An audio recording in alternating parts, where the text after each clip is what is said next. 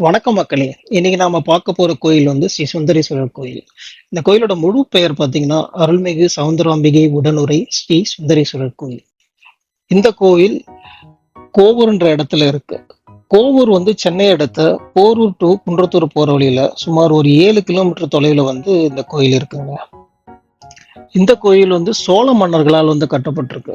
அதுவும் வந்து குறிப்பா வந்து சுந்தர சோழன் மற்றும் குலோத்துங்கன் சோழன் காலமான கிபி 10ஆம் நூற்றாண்டுல வந்து இந்த கோயில் வந்து கட்டப்பட்டிருக்கிறதாக வந்து வரலாற்று சான்றுகள் சொல்லுது. கரெக்டா சொல்லப்போனா வந்து கிபி 965ல வந்து இந்த கோயில் வந்து கட்டியிருக்காங்க.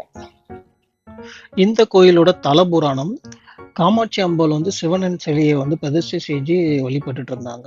அப்ப சுந்தரேஸ்வரர் வந்து ஆழ்ந்த தவத்துல இருந்திருந்தாரு. அதுவும் கண்ண மூடி ரொம்ப தவம் இருந்ததுனால வந்து இந்த கோபுரம் அதை சுற்றி இருக்கிற பகுதி வந்து பயங்கரமான ஒரு சூடா இருந்தது.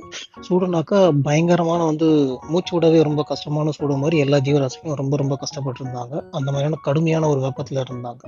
ஆனா இது வந்து சிவன் வந்து ரொம்ப கண்ண மூடி ஆழ்ந்த தியானத்துல இருந்ததுனால அவரால் வந்து இதை வந்து உணர முடியல. ஸோ அப்ப சுத்தி இருக்கிற முனிவர்கள், தேவர்கள்லாம் வந்து இவங்க என்ன பண்ணாங்கன்னாக்கா, விஷ்ணு கிட்ட போய் வந்து முறையிட்டாங்க.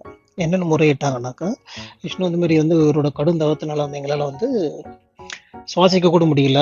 அவ்வளோ ஒரு அனல் காத்து தான் இருக்கு. அப்படின்ன உடனே, அவர் வந்து விஷ்ணு வந்து என்ன செஞ்சாருனாக்கா, உலகத்த காப்பாத்த விஷ்ணு வந்து மகாலட்சுமிய வந்து அனுப்பிச்சு வச்சிருந்தாரு. மகாலட்சுமி வந்து பூமியை வந்து காப்பாத்துறதுக்காக கோவடமிட்டு சிவனினோட தவத்தை வந்து அவங்களுடைய ஆராதனை மூலியமா வந்துட்டு கலைச்சிருக்காங்க. ஸோ அப்படி ஆராதனை மூலியமா நடத்தி கலைச்சது வந்து என்ன வேடமிட்டாங்கன்னா கோ வேடமிட்டாங்க. அந்த கோ வேடம் என்பது பசுன்றது வந்து இன்னொரு பொருள் இருக்கு. அதனால இந்த இடத்த வந்து கோவூர்னு வந்து சொல்லியிருக்கிறதா வந்து நம்பப்படுது.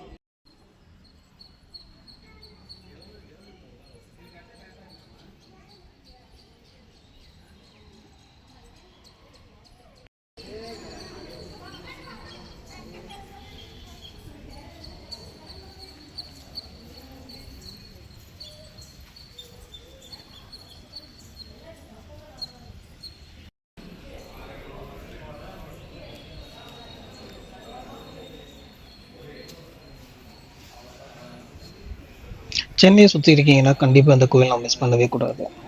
டைம் கிடைக்கும்போது கண்டிப்பாக போய் பாருங்கள். தேங்க்ஸ்.